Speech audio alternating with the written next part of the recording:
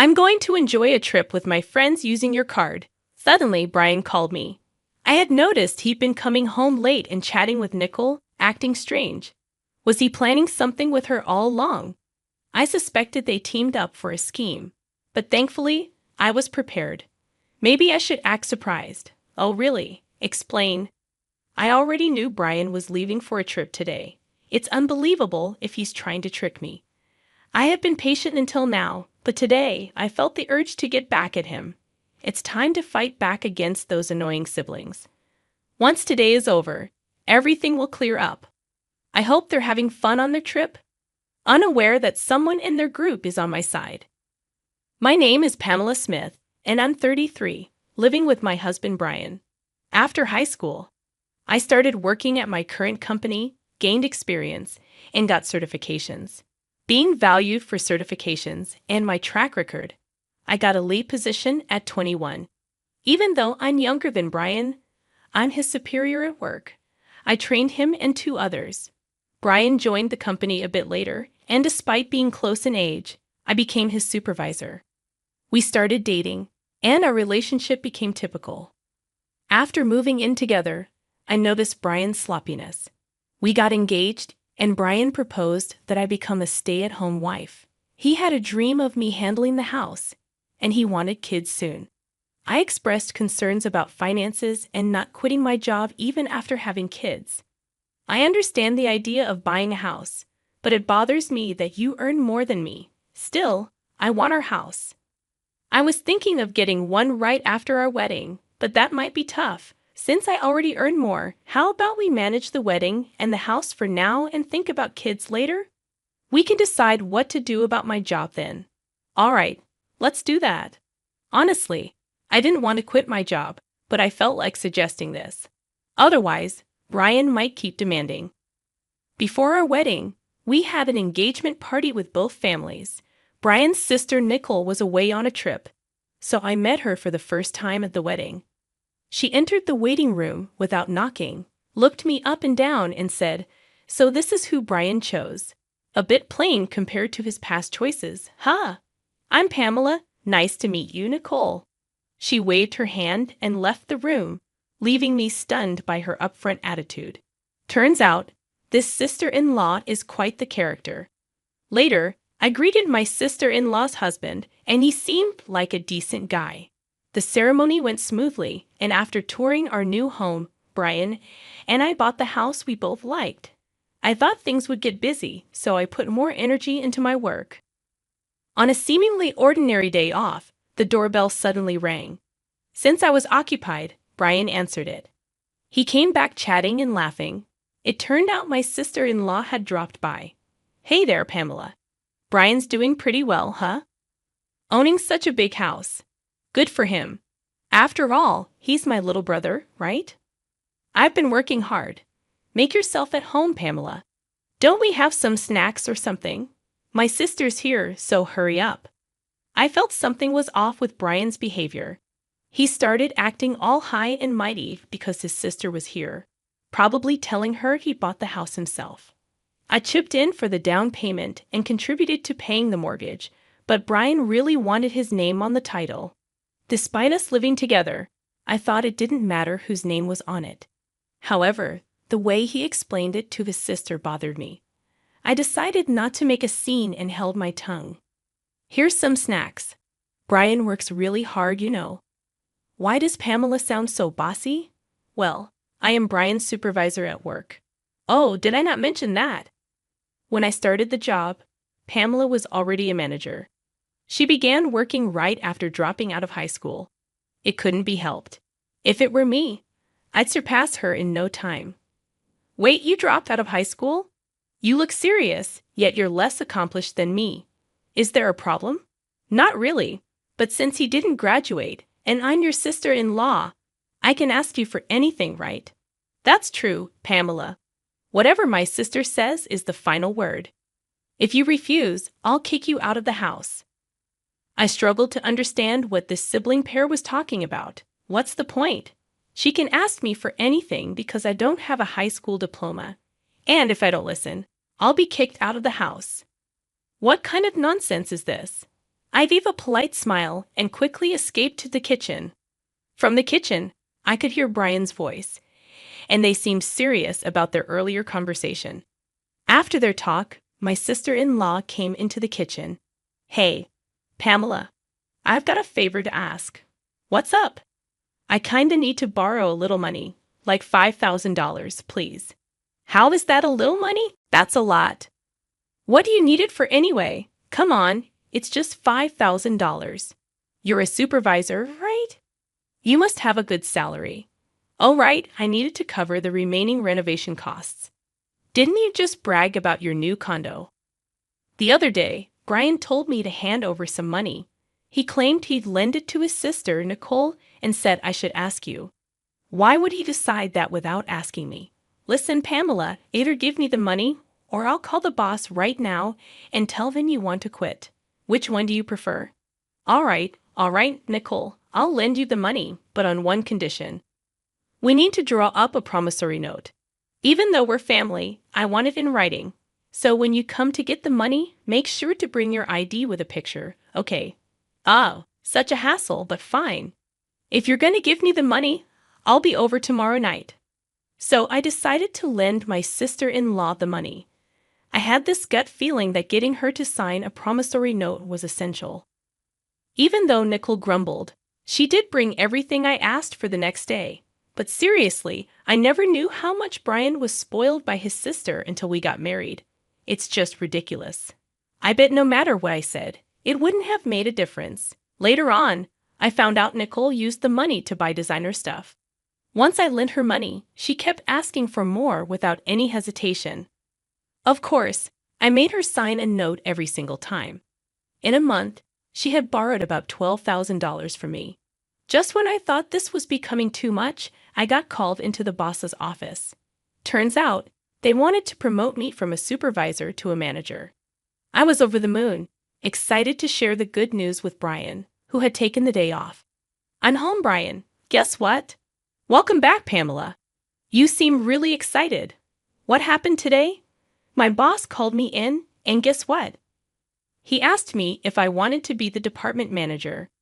My goal has always been to become the head manager, so I'm super excited that I'm getting closer to it." "Huh. Wait. What, Pamela? You're getting promoted? I don't get it. Did you accept the offer?" "Well, yeah, I've told you about my goal before, right?" "Hold on, you should have asked for my permission before making such a decision. Plus, I've told you I wanted you to be a stay-at-home wife, haven't I? How come you're getting promoted and I'm still stuck at the same position? Doesn't that seem odd?" "That's not my fault. I've made it clear that I don't want to quit my job. Why you can't get promoted is beyond me." Shortly after, Brian made a call, and I assumed it was to his older sister. Sure enough, a few minutes later, his sister arrived. "Hey, I heard you stole Brian's promotion opportunity. What's the big idea?" "No, I didn't steal anything. At our company, promotions are based on performance." "So you're saying Brian's incompetent at his job? How dare you look down on him? As his wife, this is ridiculous. Let's go grab some barbecue on her dime." They rummaged through my purse and took my bank card. I tried to resist, but they were 2 against 1, and I ended up being restrained. The two of them left, laughing, and tears welled up in my eyes. I shouldn't have married such a man. It's too late for regrets. I need to find a good divorce lawyer. That night, Brian didn't come home. The next day when I went to work, Brian had already arrived and came up to me with a smug look, saying, "Yesterday was a blast. Eating on someone else's dime is the best. Thanks for the treat." When he handed me the receipt, I saw he'd been to an upscale barbecue restaurant, and the bill was $1,200. There were also receipts from luxurious bars that totaled an unbelievable $6,000. I wanted to snap back, but more and more employees were coming in, so I held my tongue. On my way home, I checked how much was withdrawn from the bank, and to my shock, it was $8,000. I confronted him when I got back. "Brian, what were you thinking, taking out $8,000 for fancy barbecue and luxurious bars?" "It's my money, and it's what I had saved from my single days. I just got home, And you're nagging me about money from your single days. Don't know, don't care, can't do anything about it now since I've already spent it. He said that and ran into the bathroom. That's it. I'm definitely going to divorce him. I went to see a lawyer over the weekend. Several weeks have passed since then, and the preparations for the divorce are progressing steadily. Ever since that incident, Brian has been coming home late, and he leaves the house in a hurry on his days off. I was getting suspicious and thought about hiring a private investigator when I got a call from Kevin, my sister-in-law Nicole's husband. Hello, is this Pamela's number? Yes, Kevin, it's rare to hear from you. Yeah, it's been a while. Anyway, is my wife there, Nicole? No, she's not here. I see. She's been coming home late and leaving without telling me. On weekends, she said she was at Brian's place when I asked her yesterday. Oh, I see. Brian's been acting the same way. Maybe they're both going somewhere together. It's none of my business anymore, so I don't really care. Oh, and Kevin, I had something to tell you as well. Can you hear me out? None of your business anymore. What do you mean? All right, go ahead. I told him everything that happened about the money I lent to my sister-in-law and everything else. Upon hearing this, Kevin sighed and said, Is that so? I'm sorry about my wife. To be honest, I've been at my breaking point and considered getting a divorce, but I just couldn't take action. Why not use the evidence I've gathered, Kevin? You should get a divorce too. It's not fair for you to be in this situation. Let's give those selfish siblings who spend money recklessly a taste of their own medicine. Yeah, let's work together on this. Oh, by the way, I think Nicole and the others might be planning a trip. He mentioned that she had urged him to take a long vacation, and there were travel brochures on Pamela's vanity. Curious, I decided to look inside the shelf that Brian had always told me not to touch. Sure enough, I found travel brochures and club cards. That's when it clicked for me. Kevin, I think they might really be planning a trip. I found some brochures. I've got an idea. As I explained the plan, Kevin laughed and agreed to go along with it. We decided to coordinate further via text and ended the call. I also sent him some potential evidence that could be beneficial for the divorce and meticulously planned our next steps. 2 weeks later, early one morning, Brian left the house. I knew about it since Kevin had informed me the day before. A few hours later, Brian called. I'm going to have a blast on your card with my sis and friends. He had been coming home late and sneakily making calls with Nicole. I had sensed something was off. I suspected they were up to something. Good thing I had prepared. Maybe I should act surprised. Mine? What? What do you mean? Explain. Seriously, you didn't notice. We planned this trip ages ago. Kevin was just our backup plan in case something happened. We felt you've been getting too arrogant lately and talked about teaching you a lesson. Got it? Now you can't stand up to us anymore. I don't have to tolerate this any longer. I've been patient for so long. A little payback isn't too much to ask for. I don't feel anything anymore, not even a shred of emotion. Brian, what did you say earlier? I told you about your debit card, right? Huh? I have my card in my wallet, though. What? What are you talking about? Because here it is. Wait, what the heck is this? You just noticed? Slow on the uptake, huh? Didn't you take my old gym membership card from the fitness club I used to go to? It's the same color and same stiffness. Oh my God, it does say fitness club. But I swear when I checked it, it was definitely a debit card. Are you sure you didn't just mix them up? Hey, I heard everything because you're on speaker. What's going on? Brian brought a fitness membership card. I'm sure I saw my debit card. Ah, so it was a scheme by Nicole and Brian, huh? I'm so disappointed. Actually, last night I switched the debit card with the membership card. Seems like you didn't check this morning and just went with it. What? Dude, what the heck are you playing at? No, I should be the one asking that, Brian. Tough break, huh? Don't get too cocky just because you're my stepsister. Got it? You'll remember this when we get back. I've got gifts waiting for both of you when you come back. You trying to bribe us? I won't accept anything but cash. Well, we'll see about that. Look forward to it. That's beside the point. What should we do now? Oh, Pamela, can you send me some money? I hung up the phone. I didn't need to hear any more. Then I got a message from Brian saying, you better send it, okay? Or worst case scenario, we still have Kevin here, you know. I simply replied with, is that so?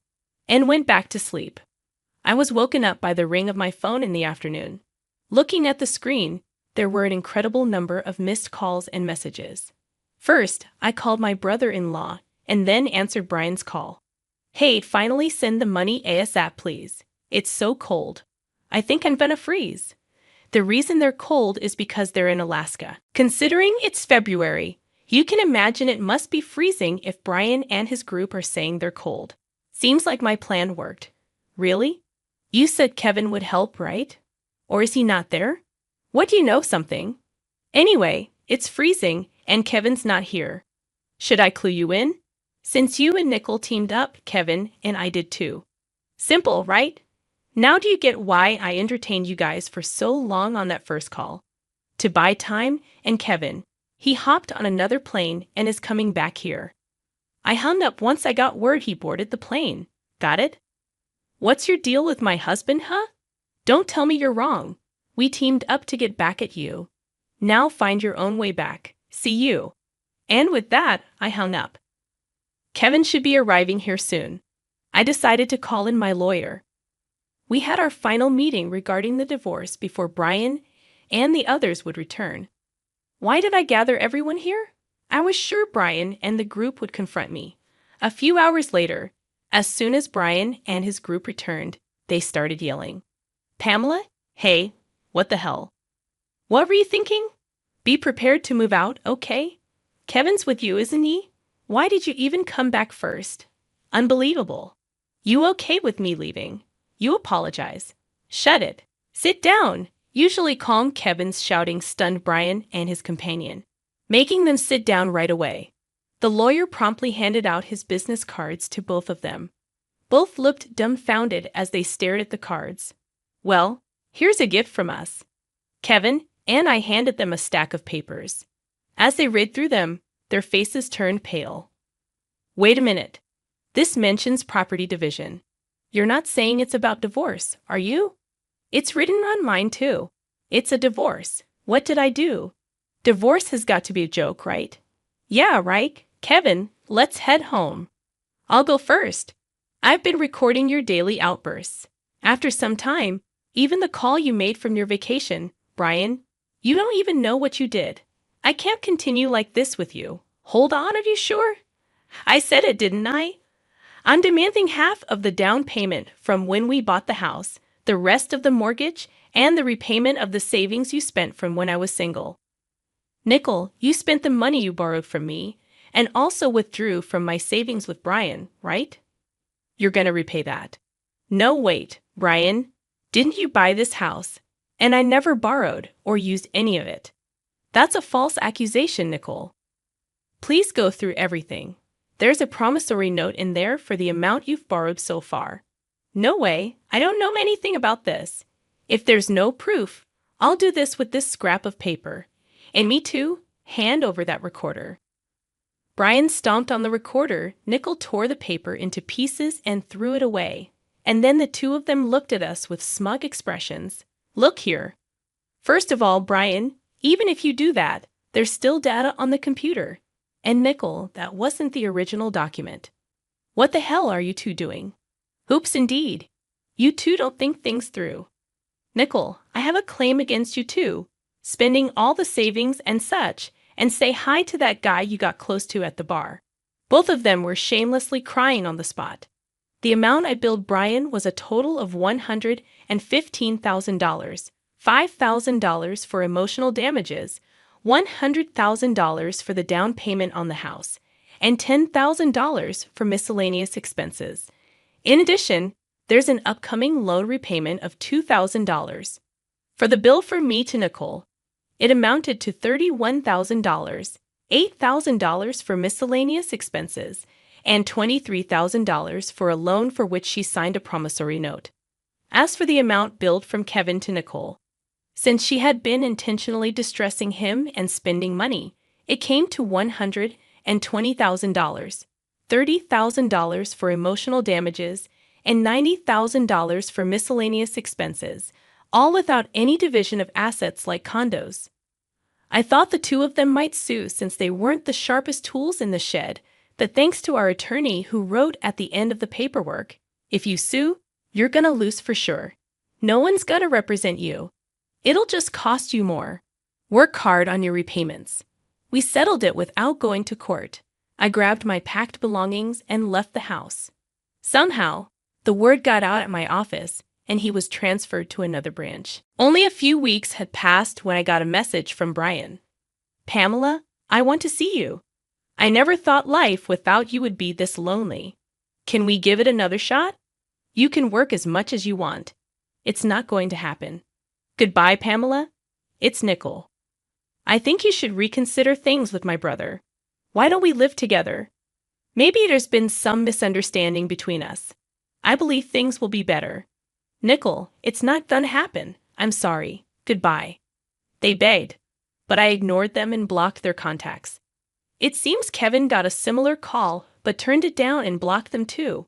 Sometime later, when I passed by my old house in a taxi, I saw it was already up for sale. Since the repayment was done in one go, and I'd blocked all communications, I have no idea how they're doing now. As for me, I moved out and bought a condo. Work's been going well, and my boss recently told me that I've been promoted to regional director, a position I've always aimed for. I've also been out to eat with Kevin a few times. He's a bit older, but we click, and our conversations flow easily. Things feel just right now between us, and we think alike. Life's been good since the divorce. I'm glad I got divorced. What happened between me and Kevin after that is a story for another time.